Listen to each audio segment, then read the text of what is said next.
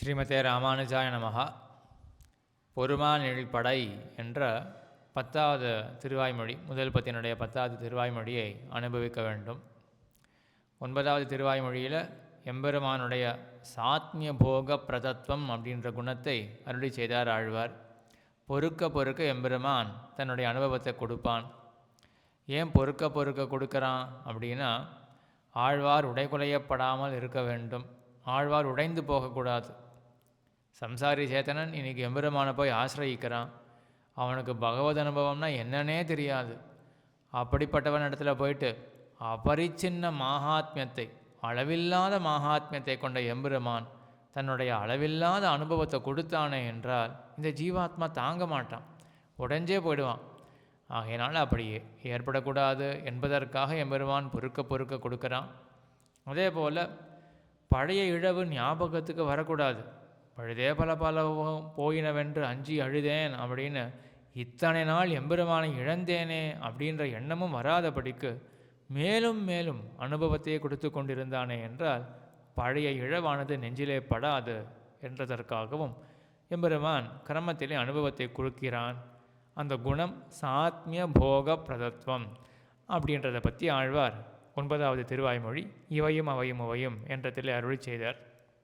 அதற்கு பிறகு இந்த 10வது திருவாய்மொழியில் எம்பெருமானுடைய நிருஹேதுக கிருபையானது பேசப்படுகிறது. இங்கே பிள்ளானுடைய வியாக்கியானம் என்ன என்றால், கீழ் எம்பெருமான் ஆழ்வாரோட சர்வாங்க சம்ஸ்லேஷம் பண்ணினான். எல்லா அங்கங்களுடன் எம்பெருமான் சேர்ந்தான். ஒக்கலையானே, நெஞ்சில் உள்ளானே, கமலக்கண்ணன் கண்ணின் உள்ளான், அதே போல் கடைசியில் உச்சி உள்ளானே அப்படின்னு போய் முடித்தார். ஆக பரிசரத்துக்கு வந்து சேர்ந்ததிலிருந்து எம்பெருமான் உச்சியை வந்து சேர்ந்தான். பொறுக்க சர்வாங்கத்தோட எம்பெருமான் சம்ஸ்லேஷித்தான் ஆழ்வாருடைய சர்வாங்கங்களோட. இப்படிப்பட்ட சம்ஸ்லேஷத்தினால் ஆழ்வாருக்கு மிகுந்த ஆனந்தம் ஏற்பட்டது. அந்த ஆனந்தத்தை தான் இந்த திருவாய்மொழியில் தெரிவிக்கிறார். ஆக இவையும் அவையும் உவையும் என்ற திருவாய்மொழியில் ஏற்பட்ட சம்ஸ்லேஷம், அந்த கலவி, அதனால் ஏற்பட்ட பிரீத்தி, அந்த பிரீத்தியானது இந்த 10வது திருவாய்மொழியிலே பேசப்படுகிறது என்று பிள்ளானுடைய திருவுள்ளம். பட்டர் இதற்கு மேல் ஒரு அர்த்தத்தை அருளி செய்கிறார். எம்பெருமானுடைய கலவியினால் பிரீத்தி ஏற்பட்டது ஆழ்வாருக்கு, அது இந்த பதிகத்தில் அருளி செய்கிறார். அது வாஸ்தவம்தான். அதற்கு மேல் மற்றொரு அர்த்தமும் ஆழ்வாருடைய திருவுள்ளத்திலே ஓடுகின்றது. என்ன என்றால், போன திருவாய்மொழியில் ஆழ்வார் யோசிக்கிறார், எம்பெருமான் எனக்கு இப்படி சர்வாங்க சம்சேஷத்தை கொடுக்குறானே, நான் என்ன பண்ணேன், என்னிடத்துல என்ன காரணம் அப்படின்னு யோசிக்கிறார். ஆழ்வாருக்கு ஒன்றுமே தோணலை. அப்போ தான் புரிஞ்சது, எம்பெருமான் சிருஷ்டியே தொடங்கி ஒவ்வொரு ஜீவாத்மாவுக்கும் தன்னிடத்தில் இப்படி பரமபக்தி பரியந்தமாக விளைய வேண்டும் அப்படின்றதுக்காக அவன்தான் எல்லா கிருஷிகளையும் செய்கிறான், அவன்தான் எல்லா முயற்சிகளையும் எடுக்கிறான். ஆக அவனுக்கு இயற்கையாகவே சௌஹார்தம் என்றது உண்டு, தன்னழி நிருஹேதுக கிருப்பையானது அவனுக்கு உண்டு. ஆகையினால தான் எனக்கு எல்லா பலன்களும் சித்தித்தன என்று எம்பெருமானுடைய நிருஹேதுக கிருப்பையை கண்டு அத்தை அனுபவித்து அதற்கு பிறகு பிள்ளான் சாதித்தவாறே எம்பெருமானுடைய அந்த சர்வாங்க சம்சேஷத்தினால் ஏற்பட்ட அந்த ஆனந்தத்தை பேசுகிறார். ஆக பிள்ளான் வியாக்கியானத்தை பார்த்து பட்டர் வியாக்கியானத்தில் என்ன ஒரு ஆதிக்கம் என்றால், அத்தை பற்ற பிள்ளானுடைய வியாக்கியானத்தில் எம்பெருமான் உடைய கலவையினால் ஆழ்வாருக்கு ஏற்பட்ட ஆனந்தம், அது இந்த திருவாய்மொழியில் பேசப்படுகிறது என்று அந்த ஆனந்த பேச்சு அது மட்டும்தான்.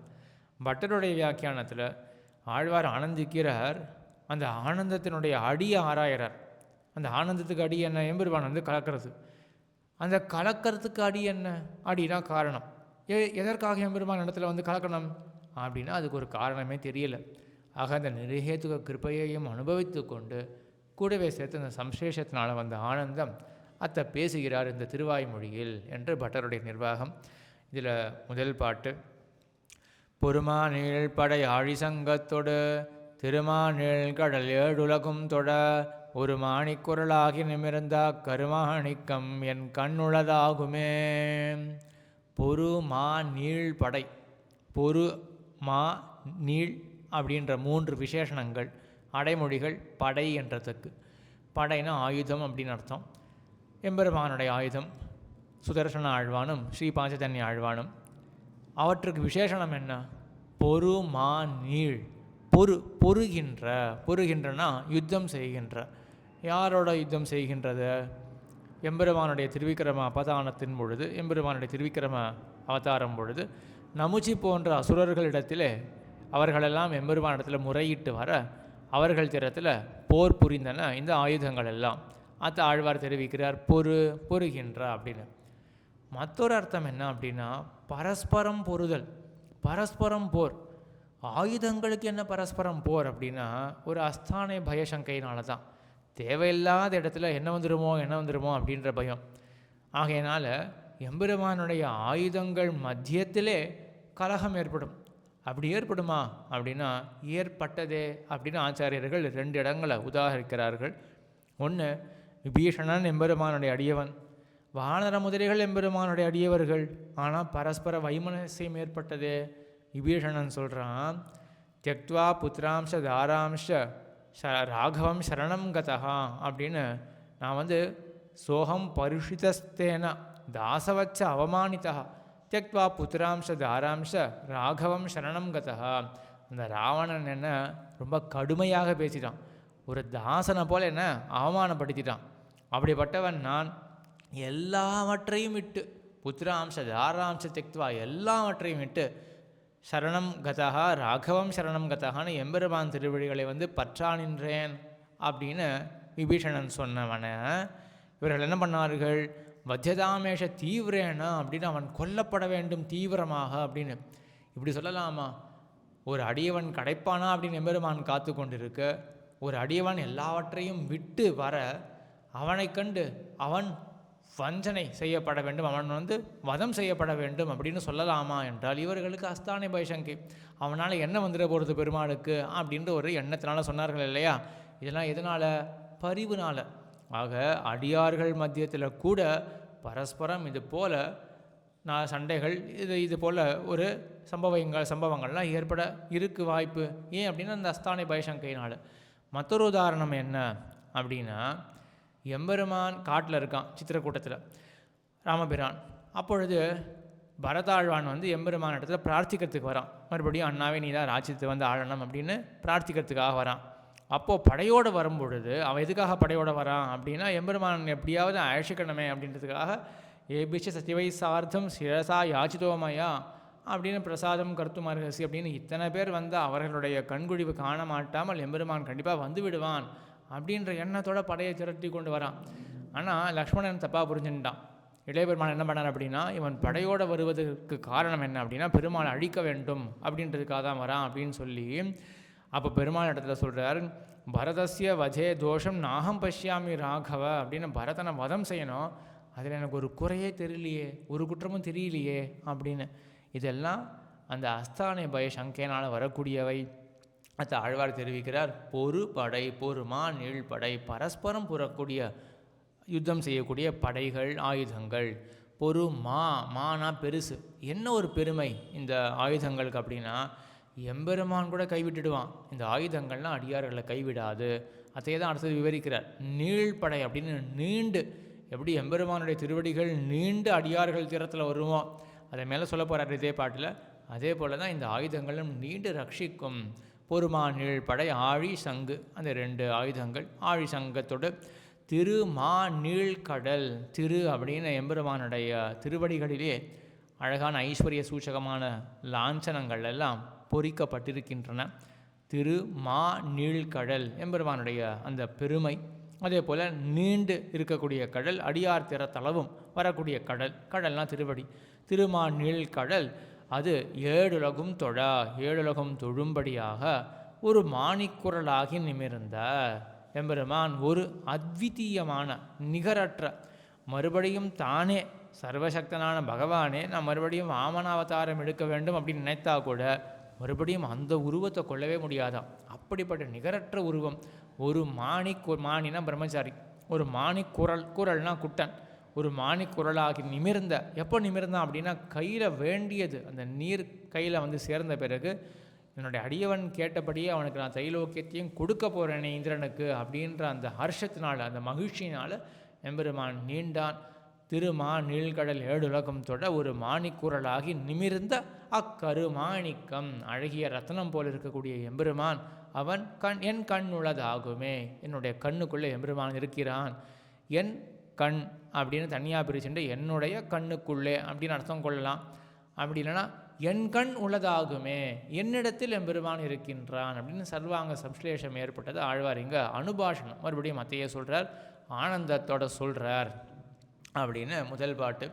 அதுக்கப்புறம் இந்த எம்பெருமான் பரமபக்தி அதே போல் பரிகணனை ரெண்டுத்துக்கும் ஒக்க முகம் கொடுப்பான் அப்படின்னு ரெண்டாவது பாட்டை சாதிக்கிறார். பரமபக்தி அப்படின்னா எம்பெருமானை விட்டு ஒரு நொடி பொழுது பிரிஞ்சிருக்கனால முடியாது அப்படின்னு விஸ்லேஷத்தில் தெரியாமை, அப்படிப்பட்ட நிலை. அதுக்கு எம்பெருமான் முகம் கொடுப்பான் அப்படின்றது மட்டும் கிடையாது, பரிகணனை வெறும் எண்ணிக்கை எண்ணும் பொழுது கூட 25 26 அப்படின்னு எண்ணினா எம்பெருமான் முகம் கொடுப்பான் அப்படின்ற அந்த அர்த்தத்தை இந்த ரெண்டாம் பாட்டில் தெரிவிக்கிறார். கண்ணுள்ளே நிற்கும் காதன்மையால் தொழில் எண்ணிலும் வரும் எண்ணினி வேண்டுவம் மண்ணநீரும் எரியுணல் வாயுவும் விண்ணுமாய் விரியும் எம்பிரானையே. கண்ணுள்ளே நிற்கும் எம்பெருமான் கண்ணுக்கு விஷயமாவான். எப்போ? காதன்மையால் தொழில். காதன்மை அப்படின்னா காதல், அன்பு, வேட்கை, அவா அப்படின்னு அர்த்தம். பரமபக்தி அப்படின்னு நீங்கள் அர்த்தம். காதன்மையால் தொழில், அப்படி பரமபக்தியோட எம்பெருமான் இடத்துல தொழில் அப்படின்னா அர்ச்சனை நமஸ்காராதிகள் அதை பண்ணோமை என்றால் எம்பெருமான் கண்ணுக்குள்ளே நிற்பான். ஆனால் அது மட்டுமா? எண்ணிலும் வரும், வெறும் எண்ணி இருந்தாலே போதும் எம்பெருமான் வருவான். இதுக்கு 3 விதமாக ஆச்சாரியர்கள் அர்த்தம் சாதிக்கிறார்கள். எண்ணிலும் வரும் அப்படின்னா அந்த பரமபக்திக்கு எம்பெருமான் முகம் கொடுப்பான். அது முகம் கொடுக்கும் பொழுதும் கூட எண்ணிலும் வரும், நம்மளுடைய எண்ணத்தை மீதூர்ந்து நாம் எப்படி எண்ணுகிறோமோ அதற்காட்டிலும் பல மடங்கு அதிகமான ஒரு அனுபவத்தை எம்பெருமான் கொடுப்பான். எண்ணிலும் எண்ணத்தை காட்டிலும் வரும் வந்து அனுபவத்தை கொடுப்பான் அப்படின்னு ஒரு அர்த்தம். மற்றொரு அர்த்தம் தான் ரொம்ப சுவையான அர்த்தம். எண்ணிலும் வரும் அப்படின்னா எம்பெருமானை எண்ணினாலே போதும். எண்ணுறது அப்படின்னா இந்த சங்கியா பரிகணனை கவுண்டிங் அப்படின்றது இங்கே முதல்ல அர்த்தம் சாதிக்கல ஆச்சாரியால். என்ன சாதிக்கிறா அப்படின்னா அவனை அவன் இருக்கான் அப்படின்ற அந்த சத்பாவத்தை நாம் ஒப்புக்கொண்டாலே போதும். இதுதான் உபனிஷத்தே சொல்கிறது. அசன் நேவச பவதி அசத் பிரம்மேதி வேத சேத்து அஸ்தி பிரம்மேதி சேத் வேத சந்தமேதம் ஏதம் தத்தோ விதுரிதி அப்படின்னு எம்பெருமான் ஒருத்தன் இருக்கான், குடம்னு ஒன்று இருக்குது, துணின்னு ஒன்று இருக்குது, அதே போல் ஈஸ்வரன் கடவுள் அப்படின்னு ஒருத்தன் இருக்கான் அப்படின்ற ஒரு எண்ணுதல் அதுவே போதும். அப்படி இருந்தாலே அவன் வருவான், எண்ணிலும் வரும் அப்படின்னு ஒரு அர்த்தம். மற்றொரு அர்த்தம் என்ன அப்படின்னா எண்ணினாலே போதும், சங்கியா பரிகணனை கவுண்டிங் 1 2 3 அப்படின்னு எண்ணும் பொழுது இதோ 26வது தத்துவம். 26வது தத்துவம்னு சொல்லணும்னு கூட அவசியம் கிடையாது. 26 அப்படின்றது எண்ணிக்கையே போதும், அவன் அதற்கு முகம் கொடுப்பான், எண்ணிலும் வரும் ஓர் அப்படின்னு சொல்லி பொறுமா. கண்ணுள்ளே நிற்கும் காதன்மையால் தொழில் எண்ணிலும் வரும் ஓர் எண்தானும் இன்றியே. எண்ணிலும் கண்ணுள்ளே நிற்கும் காதன்மையால் தொழில் எண்ணிலும் வரும் என் இனி வேண்டுவம். ஆக எம்பெருமான் இப்படி இருக்கிறதுனால நமக்கு வேண்டியதுன்றது ஒன்றுமே கிடையாது அப்படின்னு சாதிச்சு அந்த எம்பெருமான் எப்படிப்பட்டவன்? மண்ணு நீரும் எரியுணல் வாயுவும் விண்ணுமாய் விரியும் எம்பிரானையே. மண் நீர் எரி என்று அந்த பஞ்சபூதங்கள் அது எல்லாமாக எம்பெருமான் தான் இருக்கான். அப்படின்னா என்ன? இதெல்லாம் பல முறை பார்த்த அர்த்தங்கள் தான். எல்லாவற்றுக்கும் அந்தர்யாமையாக எம்பெருமான் இருக்கான். ஆக இப்படிப்பட்ட எம்பெருமான் சர்வலோக அந்தராத்மாவாக இருக்கிற எம்பெருமான் அவன் எண்ணிலும் வரும். அப்போது எண்ணினி வேண்டுவம், இப்பேற்பட்டவன் இப்படி இறங்கி வரும் பொழுது எனக்கு பண்ணணுன்றது என்ன இருக்குது, நான் பெற வேண்டும்ன்றது என்ன இருக்குது, எண்ணினி வேண்டுவம் அப்படின்னு இந்த 2ஆம் பாட்டில் சாதித்தார். அப்புறம் நெஞ்சத்தை குறித்து 3ஆம் பாட்டில் ஒரு உபதேசத்தை பண்ணுறார். எம்பிரானை எந்த தந்தைக்கும் தம்பிரானை தன் தாமரை கண்ணனை கொம்பராவனும் நேரடை மார்வனை எம்பிரானை தொடாய் மட நெஞ்சமே. எம்பிரானை எனக்கு உபகாரகனை. ஆனால் நான் எப்படிப்பட்டவன்னா, நான் ஏதோ ஒரு குடும்பத்தில் பிறந்தேன், எனக்கு பகவான் பற்றிய ஞானம் வந்தது, பகவத் விஷயகாரம் ஏற்பட்டது எனக்கு அப்படின்னு மட்டும் கிடையாது. என்னுடைய குலமே வைஷ்ணவமான குலம். எம்பிரானை எந்தை தந்தை தந்தை தந்தைக்கும் தம்பிரானை. என்னுடைய மூதாதையர்கள் எல்லாருமே வைஷ்ணவர்கள் தான், எல்லாருமே எம்பெருமான் திருவடிகளை ஆசிரியத்தவர்கள் தான். அப்படிப்பட்டவர்களுக்கு அவன் தம்பிரானாக இருக்கான், பரமுபகாரகனாக இருக்கான். கொம்பராவு நுண்ணேரடை மார்வனை எம்பிரானை தொடாய் மட நெஞ்சமே. அதாவது கொம்பராவு, கொம்பு அராவு கொம்பு அரவு போன்ற கொம்பராவு நுண்ணேரடை மார்பனை. தாயாரை பற்றின பாட்டு இது, தாயாரை பற்றின சொற்கழிவை. கொம்பு இருக்குது, அரவு இருக்குது, அது ரெண்டுமே ரொம்ப நுண்ணியதாக இருக்கும். அதை காட்டிலும் தாயாருடைய இடையானது மிகவும் நுட்பமாக இருக்கும். இது சாமுத்திரிகா லக்ஷணத்தில் சொல்லக்கூடியது தான். பெண்களுடைய இடையானது மிகவும் சிறுத்து இருக்க வேண்டுமா. ஆக கொம்பை காட்டிலும் அரவத்தை காட்டிலும், அரவுன்றது பாம்பு, அதை காட்டிலும் அந்த அரவு அராவு அப்படின்னா இங்கே அரவுன்றது அராவுன்னு நீட்டி இருக்குது. கொம்பு அராவு நுண்ணேரிடை மார்வனை, அப்படிப்பட்ட நுட்பமான அதை காட்டிலும் நுண்ணிய ஒரு நேர்மையை கொண்ட இடை பெரிய பிராட்டியார் உடையது. அப்படிப்பட்டவளை தன்னுடைய மார்பில் கொண்டவன் நுண்ணேரிடை மார்வனை, அப்படிப்பட்ட எம்பெருமானை தொழாய் அப்படின்னு மேலே சொல்கிறார். அங்கே ஒரு மற்றொரு அர்த்தமும் இருக்குது. கொம்பு அராவுன்றது இல்லையா, அராவுன்றது வினை சொல்ல வச்சுண்டு கொம்பராவு, அராவுதல், அராவுதல் அப்படின்றது சிதைக்கிறது, ரம்பம் போட்டு சிதைக்கிறோம் இல்லையா, அதான் அராவுதல் அப்படின்னு.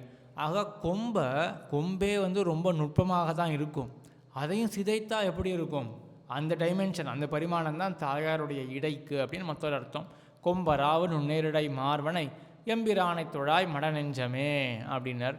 அதுக்கப்புறம் இப்படிப்பட்ட நெஞ்சத்தை கொண்டாடுறார் இந்த பாட்டில். அடுத்த பாட்டில், நெஞ்சமே நல்ல நல்லை உன்னை பெற்றால் என் செய்யோம் இனி என்ன குறைவினம் மைந்தனை மதராள் மணவாளனை துஞ்சும் போதும் விடாது தொடர் கண்டாய். நெஞ்சமே நல்லை நல்லை அப்படின்னு நீ ரொம்ப நல்ல மனசு அப்படின்னு 2 முறை கொண்டாடுறார்.